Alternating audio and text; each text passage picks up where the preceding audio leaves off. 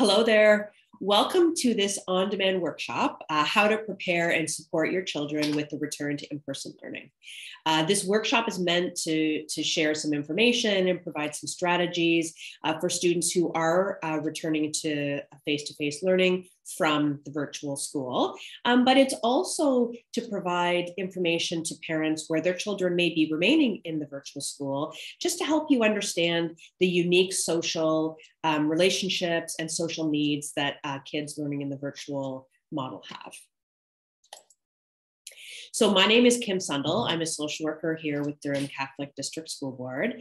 I've been here with the board for about 10 years, and I've been working in the community for about 23 years. All of my work has been focused on child and adolescent mental health. I've been lucky enough the past couple of years to work with our virtual schools. So last year I was the social worker for our virtual secondary school, and this year our virtual elementary school. And so I think this gives me a unique perspective on virtual learning and some of the, risks and benefits of that learning model when we're thinking of the development of our kids. So here's the agenda for this workshop. So I'm going to share with you some of the impacts of social distancing on children and teens. I wanted to mention that when I use the word social distancing in this workshop, I'm really referencing distance from social relationships. So I know that this word has been used in media really with reference to the quarantine or physical distancing that was required during the COVID-19 pandemic. But in my workshop, I'm really referring to it as just distance from social relationships. I'm also going to share with you some ways to stay connected with others when we are distant from social relationships. We need creative ways to reach out and to stay connected. And so I'm going to share with you some strategies. I'm also going to share with you how to notice and support your children with the back to school anxiety that they may be facing. For some of our students who are learning virtually, they have been out of the face-to-face model for almost 2 years. And so the idea of returning to in-person learning could be causing some anxieties to return or could be creating some new anxieties. So I'm gonna help you figure out how to notice that and support them. I'm also gonna share with you a strategy called exposure response prevention. And this is a well-researched strategy that really supports kids to step-by-step face their fears so that they can be clear and sure that they don't need to avoid some of the things that make them worried. I'm also going to share with you lots of resources. There's some great resources online, great resources in our community, and also lots of workbooks and manuals that parents can use to support their kids. And most importantly, I'm going to help you know how to reach out to Durham Catholic and what resources are available for you here at the board if you think that your child or your family may need some extra support with the transition. So I wanted to start with showing you this video. Due to the pandemic, there has been some, creative research into social distancing, distance from social relationships, and the impact on our physical and mental health. So I wanted to share this information with you. Humans are social creatures, but to stop the spread of COVID-19, the novel coronavirus, we all need to do exactly what we're biologically programmed not to do: social distancing. We humans don't have big claws, sharp teeth, or hard shells. We've evolved to feel safe by sticking together. Therefore, few things are more alarming to our systems than suddenly being alone. Just like how, when we're deprived of food, we feel hungry. When we're deprived of social connections, we feel lonely. Loneliness, like hunger, is a warning signal, reminding us that we're not meant to be alone and encouraging us to form deeper connections. If we can't form deep social connections because, say, we're social distancing due to a global pandemic, our bodies go into survival mode. We start producing more cortisol, a stress hormone that keeps us alert to threats. Our bodies experience more overall inflammation, a way to prepare to heal any injuries we might get while out on our own without help. And our sleep becomes shallower, so we can wake up to dangers in the night. These survival responses help us get through short, threatening bursts of isolation. But the longer we're lonely, the more these changes wear on our cells and organs. That's why perpetually lonely people are at higher risk for mental, physical, and emotional problems and have weakened immune systems. So, we're stuck inside for the foreseeable future, and this creates its own unique problems. That's why we've created Closer Social Distancing, a YouTube video series and website designed to keep all of us happy, healthy, and more connected. Up next, we explain how to stay connected during social distancing with the 3 components of connectedness. Be sure to subscribe to this channel. So in that video, you can see biological impacts of loneliness, and that's how the video described it. And by no means am I saying that our virtual students are lonely, but I think that we can see that social connection is a super developmental, physical, and mental health criteria. And so if we are more distant from our social relationships, we're at risk over a prolonged period of time of having some of those physical and mental health impacts. So when we're thinking about our students who are learning virtually, why might prolonged social distancing be a problem for them? So the first bullet point there is obviously a reduced practice of social skills. So we know that when kids are in face-to-face learning or out in the community or visiting with family and friends, they're constantly exposed to practicing their social skills, practicing having conversations, keeping conversations going, seeing nonverbal and body language, interpreting all of those things. And so obviously the more socially distant we are, the less opportunities for practice we have. And the long-term impacts of that could be significant. Also, prolonged social distancing could interfere with the tasks of healthy social development in late childhood and early adolescent and brain development. So one of the things that we know is that the brain is most active and developing at a very fast pace during infancy, but also during adolescence.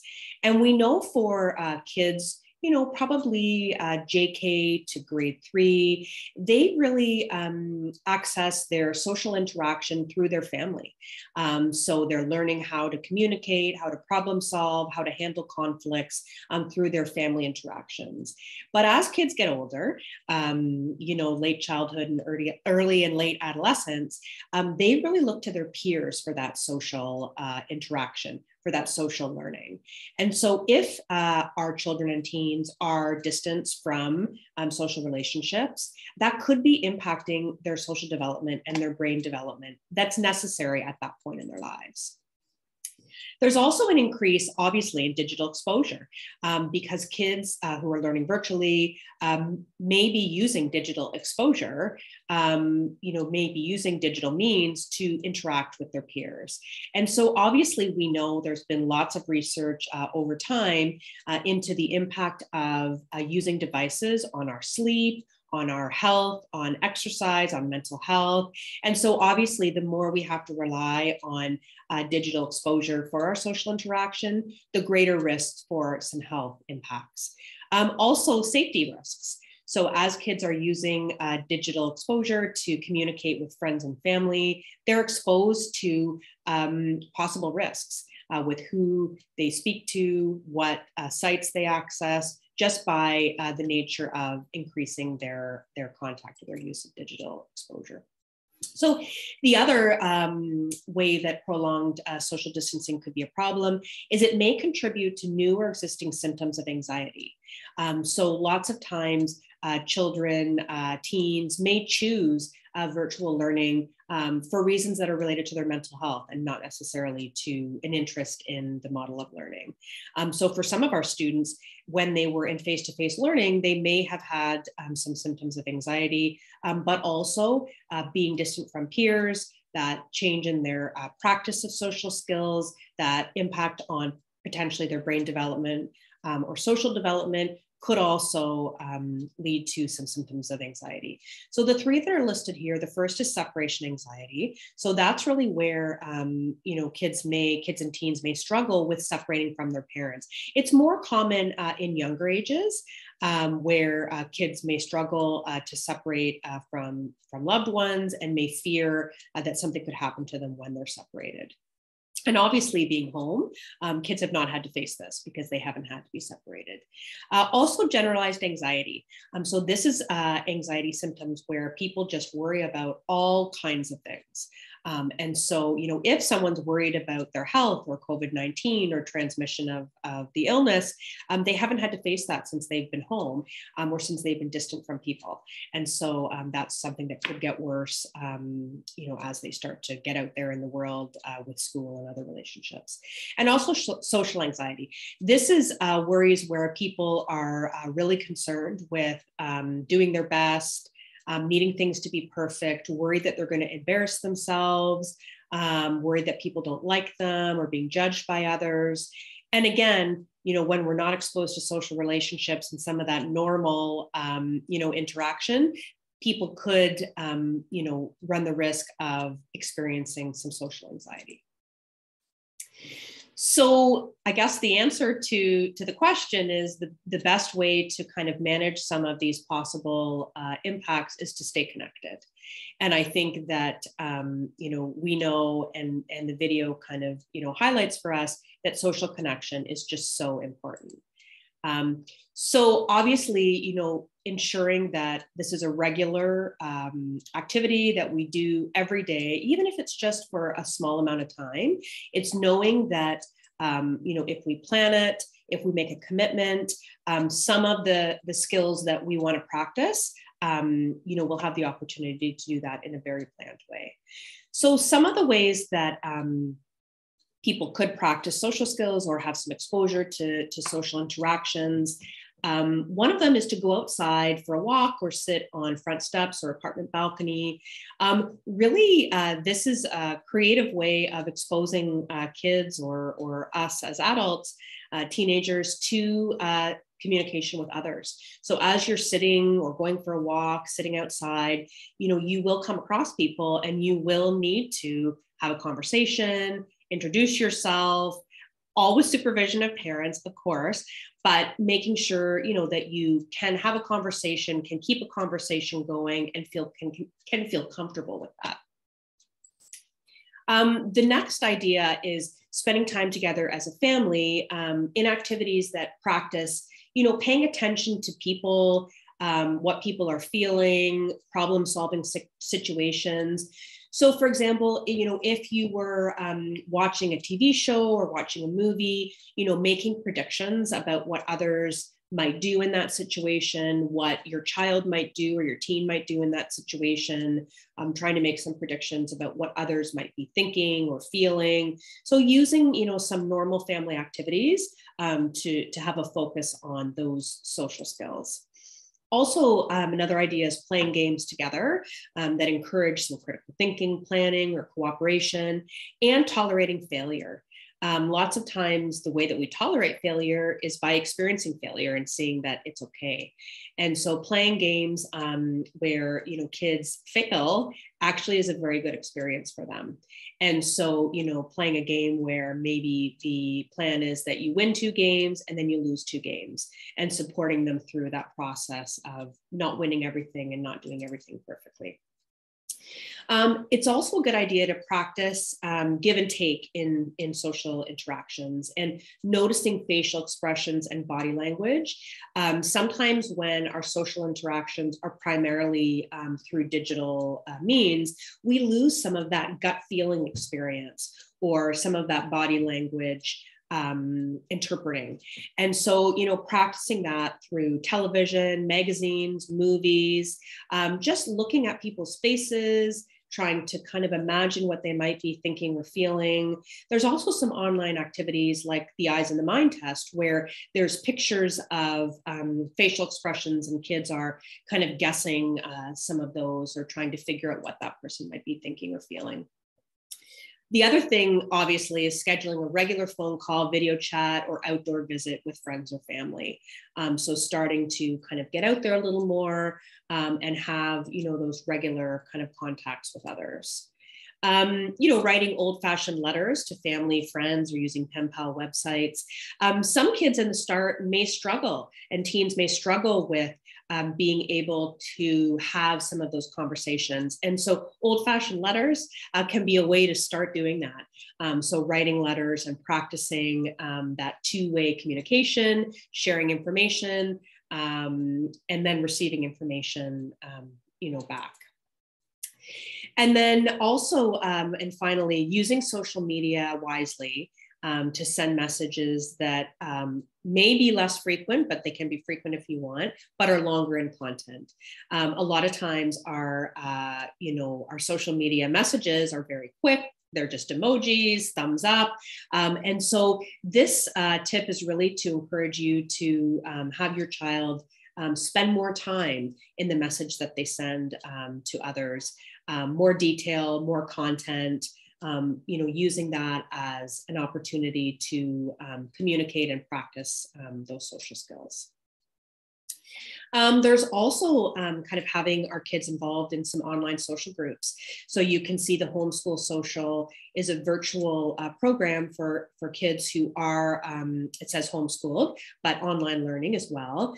It's for kids 8 to 13. You can see that the date, it says that it's ending on May 12th, but always worth a call to see if it's going to be, going any longer. And again, really an opportunity for kids to join with peers, practice social skills, that two-way interaction. And then What in the World, similar, a virtual social group where there's lots of discussion about current events. The only kind of caveat for this program is just checking in with James, the organizer, just to make sure around the age group. Obviously, you wouldn't want your kids practicing their social skills with adults. It's really more same-age peers. So obviously, I wanted to spend a little bit of time talking about school anxiety and virtual learning. So we know that students who are learning from home, some are learning from home because health risks, some are learning from home because of a preference for the learning model, but some might be learning from home in an effort to avoid things that maybe worried them in the face-to-face learning environment. So one of the things that we absolutely know is that avoidance is one of the most common behavioral responses to anxiety. So when we're faced with something we worry about, our natural tendency is to avoid that situation.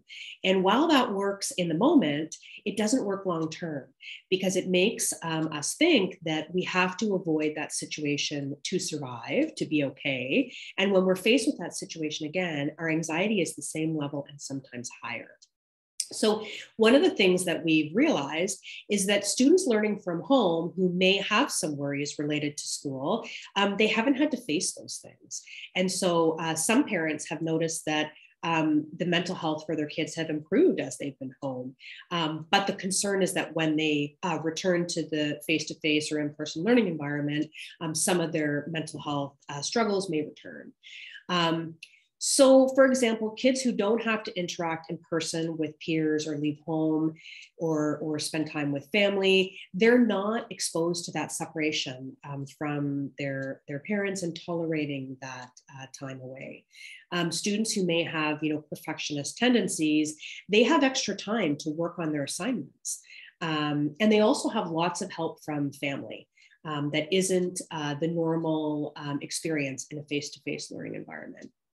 So we've also realized over the last couple of years that in the virtual learning environment, anxieties can look a little different. And so I wanted to highlight a couple of ways that we've seen that, symptoms of anxiety can present in the virtual world.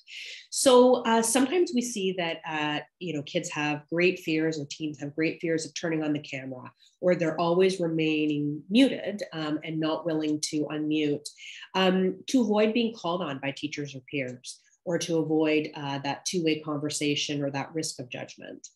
We've also seen that students who may be trying to avoid some of their worries might be more likely to avoid or log off during breakout rooms.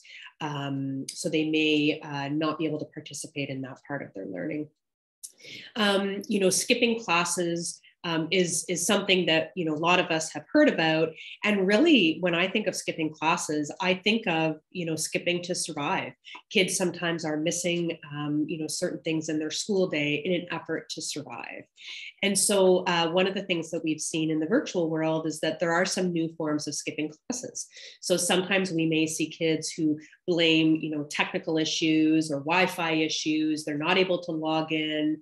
And again, if you know that your child or teen is fully capable of logging in and there's no Wi-Fi issues, but they're continuing to complain about this, then that could be a sign that there's more going on, for them. Also, a preference to work independently.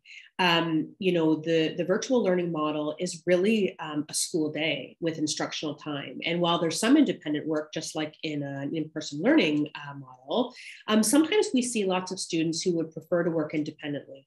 So who might ask their teacher to just give them all of the work and they'll just work on it and hand it in. And again, sometimes, that's not related to anxiety, but sometimes it can be an effort to avoid some anxiety provoking situations. Also, obviously, concerns about returning to in-person learning.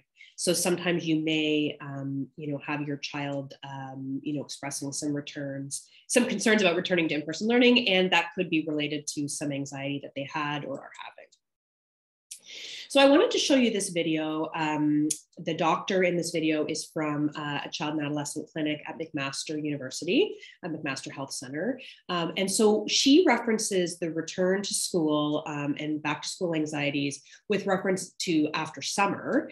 But it is very, appropriate information, not only for the return after summer, but also for our kids who are returning from virtual learning.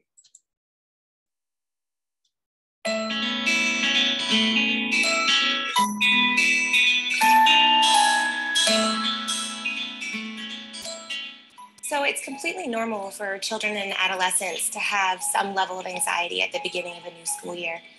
It's a new year with new teachers, new expectations of them, and possibly new friends. And having some anxiety is a good thing because it pushes us to do our best, like study for a test or look both ways before crossing the road. But sometimes anxiety can become overwhelming and it can get in the way of what kids need to do to be kids. So it's at these times that we might begin to think that anxiety requires clinical attention. And that's often with the kids who are refusing to go to school or significantly struggle every day to go to school. Anxiety is our body's natural response when it thinks that it's in danger. And that can be for a variety of reasons. Sometimes that has to do with separating from parents, but it can also have to do with making new friends or writing a test or answering a question in class. So it really can be different for each child.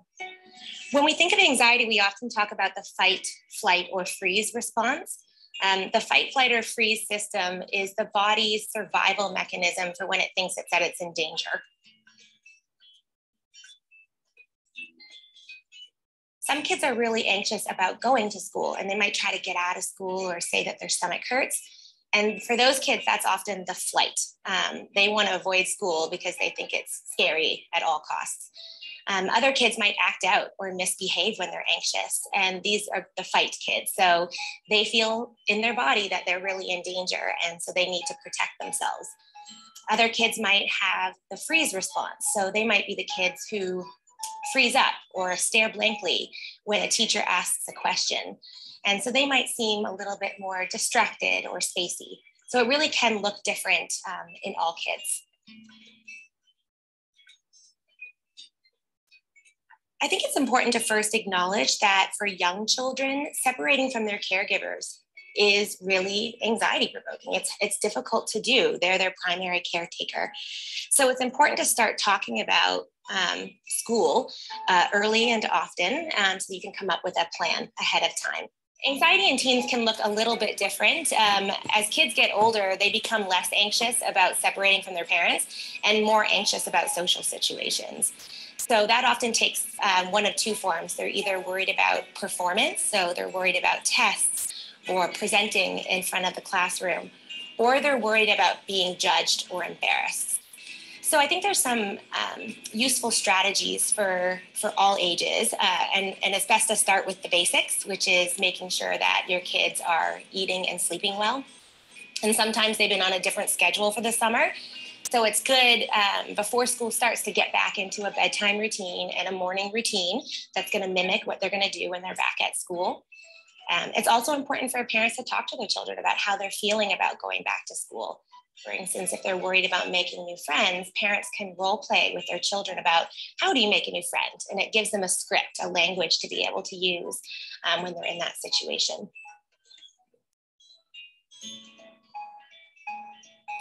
Parents sometimes don't have a lot of patience when their kids are sort of complaining every day, I don't want to go to school, I don't want to go to school. So sometimes we say things like, well, you have to. Although best intentioned, often that can make kids kind of dig in their heels. So it's best to stay away from phrases like that. And instead, try to see the situation from your child or your teen's perspective. So what might they be anxious about? What might they be worried about? Why do they not want to go to school? Sometimes in teens, it's a little bit different. You want to be careful to not tell a teen, I get how you're feeling, because in the teenage brain, no one possibly understands what they're going through. So in those situations, you want to be careful not to use the words, I get it, when I was a teenager, kind of none of those things really resonate. It's better to say things like, no wonder, of course you're feeling scared, or of course, no wonder you're anxious about going, because.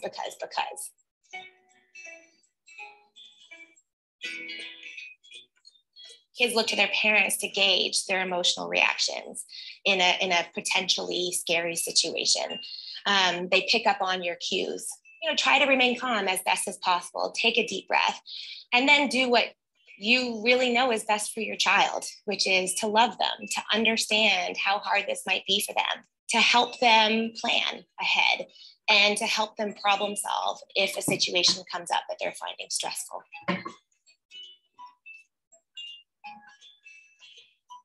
No parent wants to see that their child is struggling.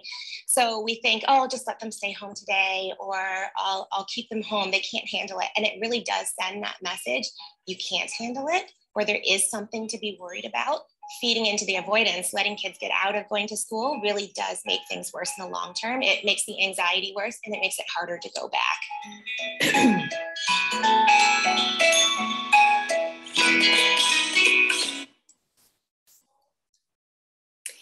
So just like Dr. McTaggart said, anxiety can be heightened for us as parents, but also for our kids and teens when we're starting to think about going back to school. And so I wanted to just highlight some strategies that can help kids and teens with that transition. So number one, establishing back to school routines and practicing for that transition. Like Dr. McTaggart mentioned, there's lots of changes to sleep, work habits, and the school day for our kids who've been learning virtually. And so adapting that, reintroducing the idea of, work habits and school day schedules. So right now, kids on their break may be online, may be playing video games. And so it's really kind of returning to that routine where you have work for this amount of time, then you have recess where you're doing something social, then you have more work time. So really trying to adapt kids back to that in-person learning model. That just makes the transition for them that much easier. At this point, when I'm recording this on-demand workshop, it is mid-May. So that is something that people can still kind of try to adopt over the next little while until the summer. The other thing is to increase opportunities for separation from family and social interactions. So the more separation, the more access kids have to social interactions with others, friends, family, peers, the easier it will be for them to transition back to in-person learning. Lots of times kids need this in a staged way. So it may start out with small steps like visiting family with parents, then with siblings, then on their own, then for longer periods of time, then for sleepovers. So really just incrementally exposing kids to being away from family.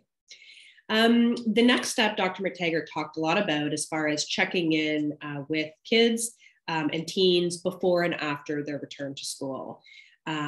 Checking in about whether they have any health concerns related to the transmission of COVID-19, whether they have any social concerns about returning to school and kind of interacting with peers and teachers after the extended time that they've been home. Important to acknowledge any of their feelings and worries and problem solving them together. So sitting down and really putting a plan together of, if this happened, then we would do this, then you could do this. There's a difference between sympathy and empathy.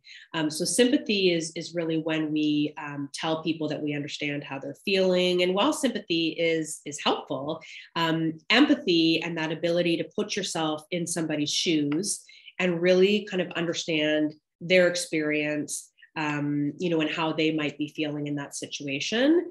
Empathy goes a lot further as far as engaging kids and teens in sharing their feelings and emotions, but also coming up with a really good solution. Role modeling and role playing. So role modeling how to have conversations with others, how to be a part and survive, how to transition back. A lot of us are working from home, not me, but a lot of you may be still working from home. And so, modeling and adapting some of your own work routines, is showing your kids how to do it too. And role playing, situations, difficult situations, social interactions, and how to kind of go about that. Also observing their behavior and notice any concerns, notice any changes to their sleep, to their mood, to their interactions with others, and reaching out to them and talking about that if you see any changes that are concerning. And also connecting with the school team if you need to. So if you are listening to this workshop and thinking that it would be helpful if the school team was a partner in your child or teen's transition back to school, reaching out to that school team as soon as possible to share your concerns and put together a plan to kind of support the transition or their return to in-person learning.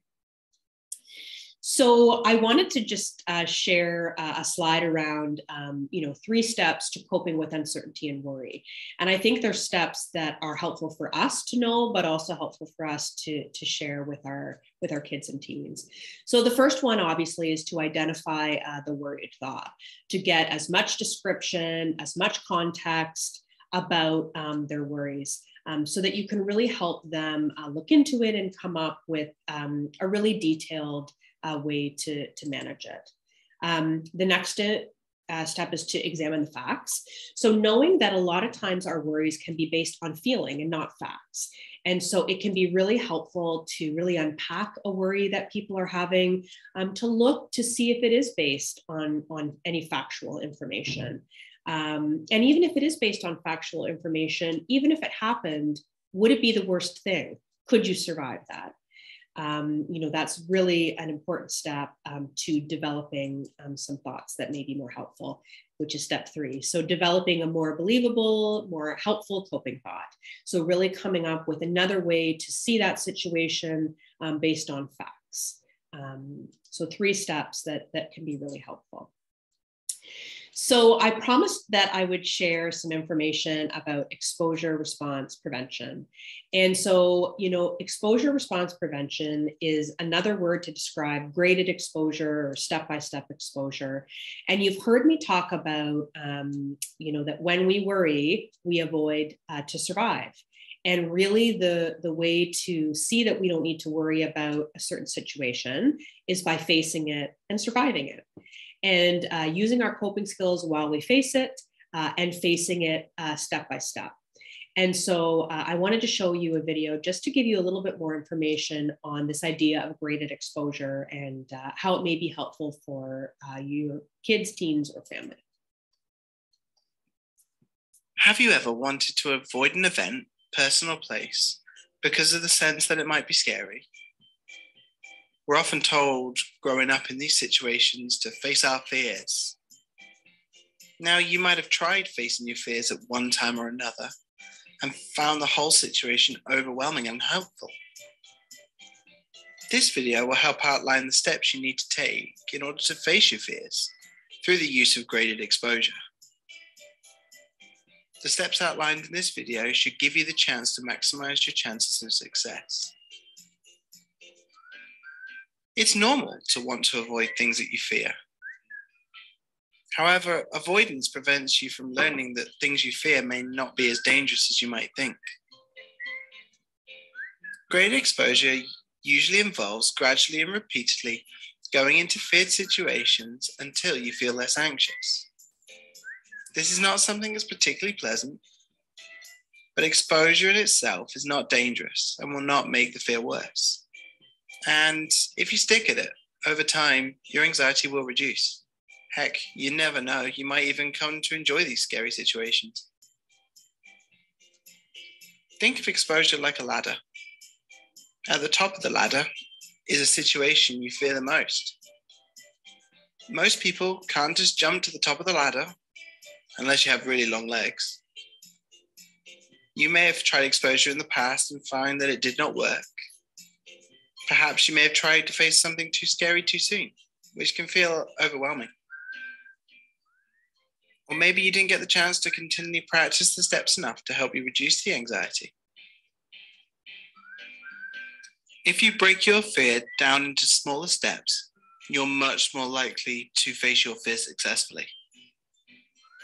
There are several steps in order to create a good, effective exposure plan. Number 1, set a goal.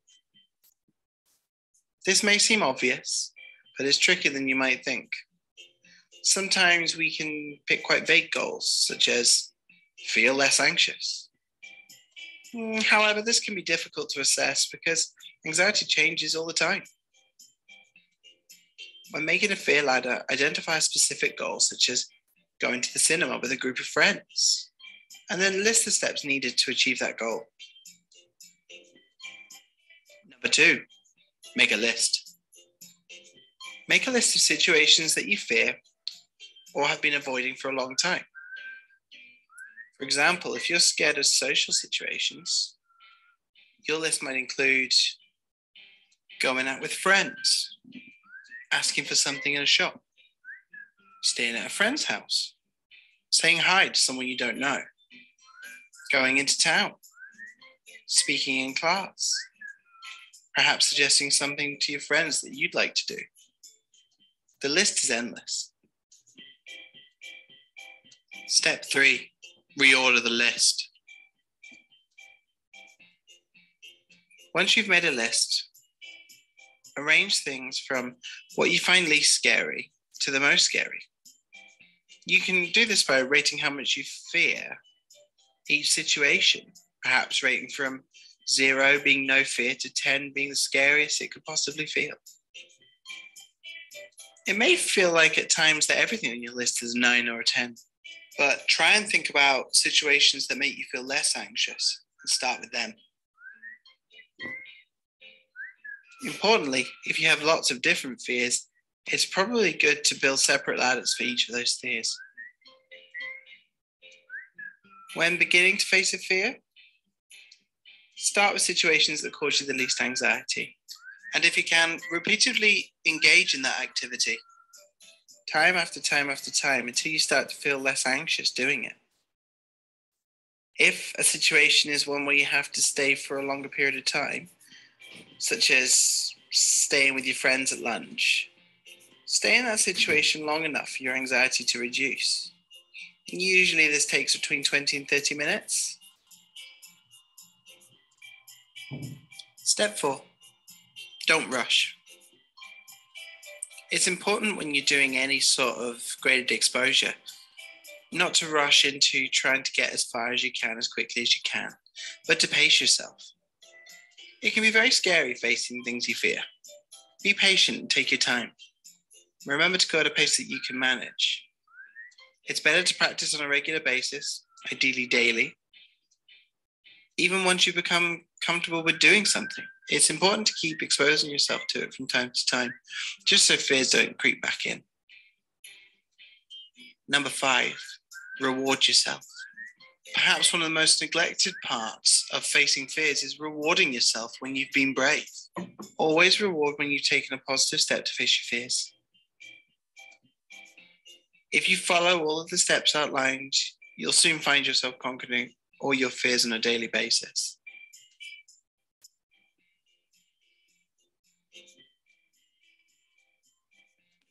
If you found this video... So, like in the video, lots of detail about how to step-by-step face a fear.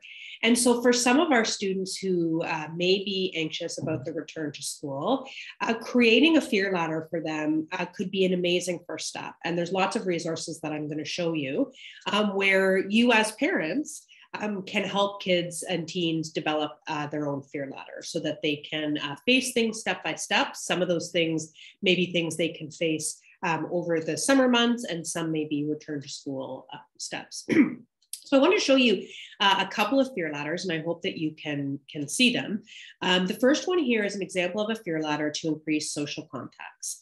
So you can see, the step at the bottom, would be easier for this child versus the step at the top.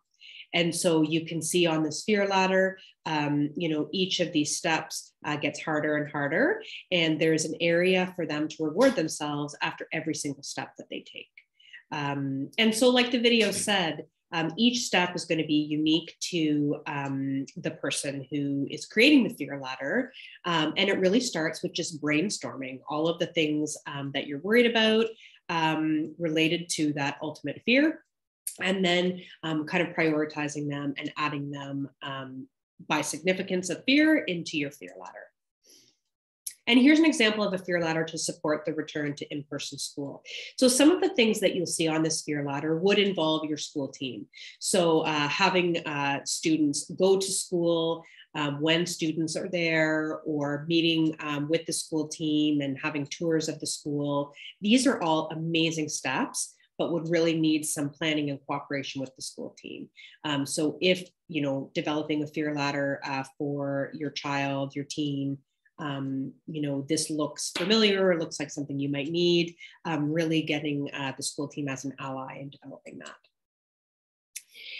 Couple of online CBT. So CBT is cognitive behavioral therapy.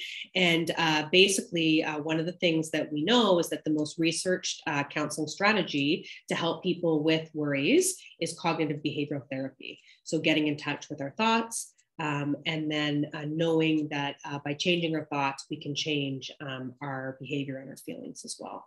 So there are a couple of online CBT supports that parents can access. They're meant for parents. And so the first one that you'll see listed here is the My Anxiety Plan, and it's from Anxiety Canada.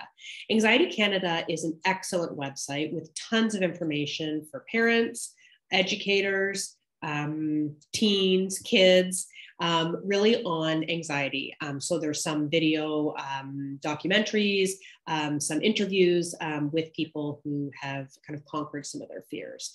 So the My Anxiety Plan, it has 6 units. The units, as you can see, are understanding anxiety, learning some calming strategies, understanding thoughts, and learning some more helpful coping thoughts, exposure, so facing the fears, and then some maintenance kind of units to help people continue working on their worries and maintaining changes. So there's a total of 46 lessons. And with the My Anxiety Plan, it's set up so parents log in, and each unit that they complete can be completed whenever they want, at whatever pace they want. They do build one on another. So you do need to follow the structure that they have, but you have some flexibility in how and when you do it. In each of the units, there's information to kind of educate parents on the concept that they're going to be coaching, and then activities for you to complete with your child or teen. The program is really, meant for kids or teens with mild to moderate anxiety. So it's a great way to start. And if people are finding that it's not enough, accessing further services in the community would be warranted. The other online resources that's available is the Mayo Clinic Anxiety Coach. So this is a series of videos for children and teens and parents with guided questions that are used to create a personalized plan. So there's 4 steps to the program. So understanding anxiety, learning how to do exposure, building a plan, and facing your fears. The piece to this program that I find amazing is when you're building a plan, there's actually a section where you can identify what areas you're worried about, and it will come up with a ton of different ways that you could start to challenge yourself with that worry. And so for parents who want to help their child or teen create a fear ladder, but are very intimidated by the idea of coming up with the steps, using this Mayo Clinic Anxiety Coach series and the step around building a plan can be amazingly helpful. Another, I guess, resource for you is a Trails to Wellness Coping with COVID-19 recorded session. So this is a 7-week session that was recorded. It was recorded for students in high school, but the concepts and the curriculum apply to kids in grades 6, 7, 8 as well. It was really focused on providing some skills and strategies for kids and teens who were struggling with changes in their stress, their worry, their mood, especially related to the COVID-19 pandemic. There's lots of psychoeducation, some facilitator-led activities, and also some practice assignments. So although it's focused on COVID-19, all of the skills and strategies are very applicable to any sort of worry or mood difficulty. If you're seeing this recorded session and you're thinking that that would be of interest to you, I'm going to ask you to reach out, and I'll give you some information at the end about how you can connect with a social worker, and then the link for these recorded sessions could be provided. Some workbooks that are out there for free downloads. So the CARD system is an acronym to support kids who are worrying. And there's lots of information connected to this link with how to talk about and establish some coping plans for kids. The Mindful Parenting Family Toolkit. Mindfulness is kind of an up and coming relaxation strategy that really talks about us focusing on the present and not thinking about the past or the future.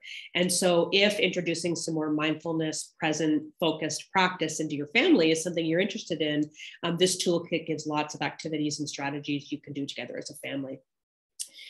Coping at Home for Families During COVID-19 and Living with Worry and Anxiety Amidst Global Uncertainty are both manuals that provide information to help parents understand how to help their kids with all of the changes that have come with the pandemic, and just living in a world and a time that is uncertain, where we don't kind of know, what's happening next or how to manage some of the things that are happening. Tons of apps out there. I love apps, and I'm recommending apps all the time. So there's tons of free apps, for Android, smartphones, Apple, everybody, everything, iPads, all of it. So these apps that you'll see here are, some of them are focused on relaxation and mindfulness, like Thinkful, Calm, Breathe, Happify. Mindshift and My Thought Journal are focused more on anxiety and worries using CBT to kind of help kids understand their thoughts, kids and teens to understand their thoughts and learn how to challenge those a little bit. And same with Managing Your Stress and Anxiety from CAMH. So on this slide, you'll see a number of resources in our community who provide mental health supports. So on the top left, you'll see the York Support Services Network, who provide a crisis line. You can call them, you can also text them. Most people use this support when they're experiencing a mental health crisis in their family, but they can also provide some recommendations about services in the community. Frontenac Youth Services and Kinnar Children and Youth Services. These are children's mental health agencies in our community, and Frontenac provides counseling and support to children and teens who are 12 plus, and Kinnar focuses on children who are below 12 years of age. The Women's Multicultural Resource and Counseling Center on the top right. This is a center who provides counseling and services specifically to women of multicultural backgrounds. They also have some specialized programming for children, teens, and their families who identify as Black. Catholic Family Services of Durham provides individual, family, and group counseling to Durham residents. And then Durham Counseling Walk-in Clinic. This is a walk-in clinic for counseling. They operate once a week. They're staffed by a number of different agencies in our community. Sessions are about an hour and they follow a single session model, meaning that the team will support you in fully assessing the concern that you bring to the session, providing you with an intervention, some strategies and suggestions, but also sometimes connections to services in the community. And last, but definitely not least, how you can access support within the Durham Catholic District School Board. So like many of you know, there are social workers attached to all of our schools. So every school in the Durham Catholic District School Board has a social worker connected to them. So if your child or teen has returned to in-person learning and you're feeling like they may benefit from some support, or you're looking for a consultation with the social worker, you can simply request a consultation through the admin at your school. So if you're in the elementary school, that would be the principal or vice principal. If you're at the secondary school, principal and vice principal, but also guidance counselors. And all you would need to do is let them know that you'd like to consult with the school social worker, and then they would pass your contact information to the social worker, and the social worker will reach out to you directly. Another option for you right now is to use the social work access line. So if you're listening to this workshop and feeling like it would be a good idea to speak with someone about any concerns that you see for your child or teen, or even to start to be proactive and do some planning to prepare for the return to in-person learning, you can reach out to the social work access line. So you can see there's a number there, and there's also an online form. This is an access line that is staffed but not answered. So when you call, you would be leaving a message and a social worker would get back in touch with you. So another reason to use this access line is if you're watching this workshop and you're looking for access to the slides, or you'd like access to the Trails to Wellness recorded sessions, please feel free to leave your contact information or complete an online form. And if you want to include your email address, if that's where you'd like to receive those resources, please feel free, and I'll be sure to get those sent to you. So that's all I have for you today. I hope this workshop has been helpful and been able to share some good information with you about the unique social experience for our virtual kids, some ways to keep them socially connected and practicing their social skills, and also some ideas around the best way to help them transition back to in-person learning. So please reach out if you have any questions or you'd like any support, and I wish you all the best. Thanks for taking the time to watch.